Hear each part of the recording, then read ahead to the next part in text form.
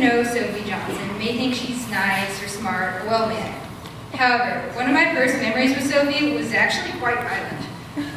It was our first time at second pres, or it was our playtime at second pres, and Sophie had this shiny red velvet ribbon that I also wanted to play with, so we decided to cut it in half.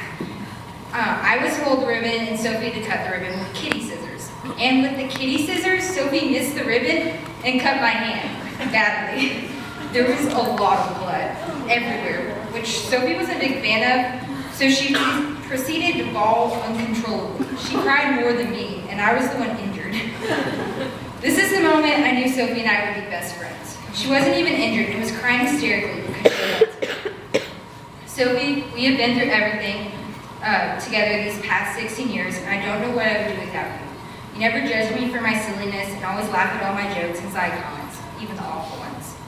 I can't wait until next year when you'll only be an hour away at Davidson, and we can road trip together between North Carolina and Kentucky, eating bugles, Milanos, and coffee for 8 hours straight. It will happen. I hope I didn't make you chew tomato face for your speech. I love you. Good luck.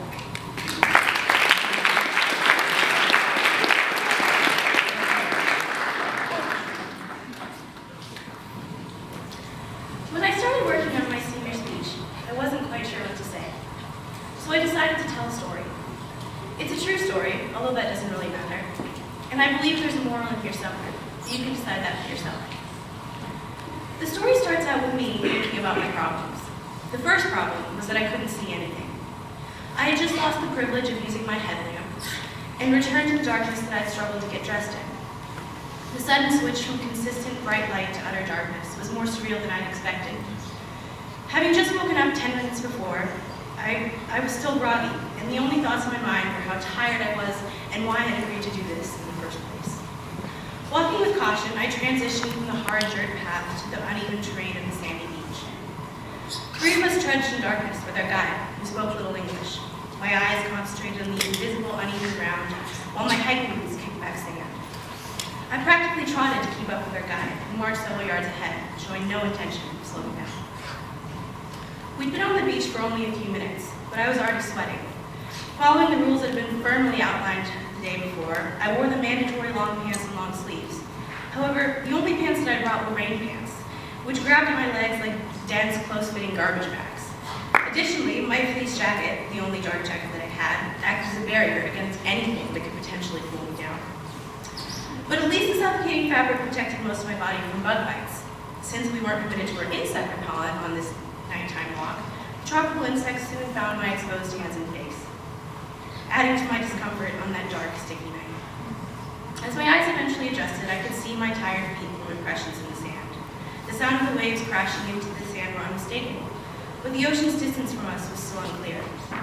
The 4 of us weren't talking, we just kept moving, keeping a strained eye out for our target. I was also keenly aware that we weren't alone on the beach.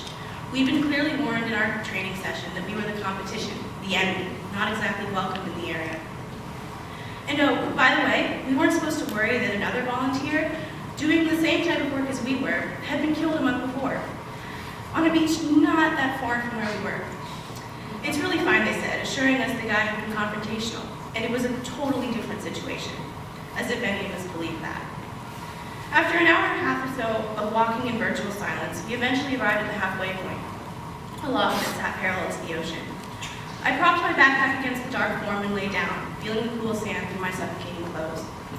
After a few minutes of sitting and staring in the darkness, we began our hike back to camp. I walked with my eyes glazed over, feeling defeated. But suddenly, our guide extended his arms, silently telling us to stop. We stood in our spots and saw what we'd been searching for, huge tracks in the sand, as if a jeep had dragged them out of the ocean. The shallow trenches disrupted the monotonous appearance of the beach that I'd become accustomed to, and my heart began to race. My eye followed the newly made path through the breaking waves, and eventually to the reason that we were walking. A sea turtle, slowly making her way to the boundary between the sand and the dunes. Signaling with his arms, our guide made us sit to avoid spooking the turtle. So once again, we sat and watched. But this time, intently focused on the dark figure coming toward us. She slowly slapped her paddle-like flippers against the sand, dragging herself away from the sea with every pull. The turtle eventually became still, forcing us to put aside our feelings of fatigue, adrenaline, and curiosity. It was time to perform the task that we were there for, to to tag her, to measure her, and to unobtrusively collect her eggs. My peers were in charge of the measuring and I the collecting.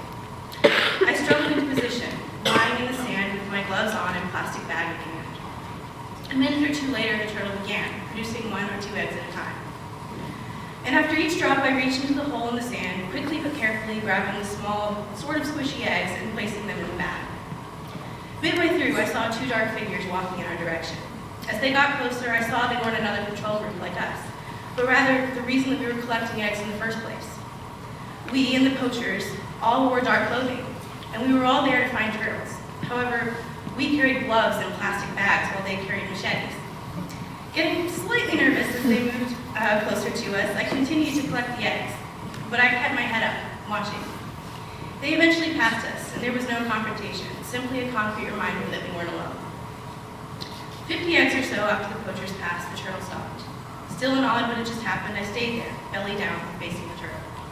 This moment, however, didn't last long, as after a few seconds, I was centimeters away from getting a mouthful of sand. The turtle had started to cover her nest. Realizing that our work was finished, we backed away slowly and sat down a short distance away, so we could watch her make it back to the water. She went back the same way that she'd come in, slowly pulling herself with large flippers, foot by foot. On our way back, I carried the surprisingly heavy bag of 152 eggs away from my body, so as not to break them. The walk back was completely different from the one going the other direction. Somehow, I didn't notice my garbage bag pants, the itchy bug bites, the heat, or my tired body. The sun was beginning to rise, and I was almost giddy from both excitement and exhaustion. At camp, I walked to the hatchery and dropped off the eggs with my fellow volunteers. And then, carrying with me a sense of wonder over what had happened that night, I walked back to my tent to get a few hours of sleep before breakfast.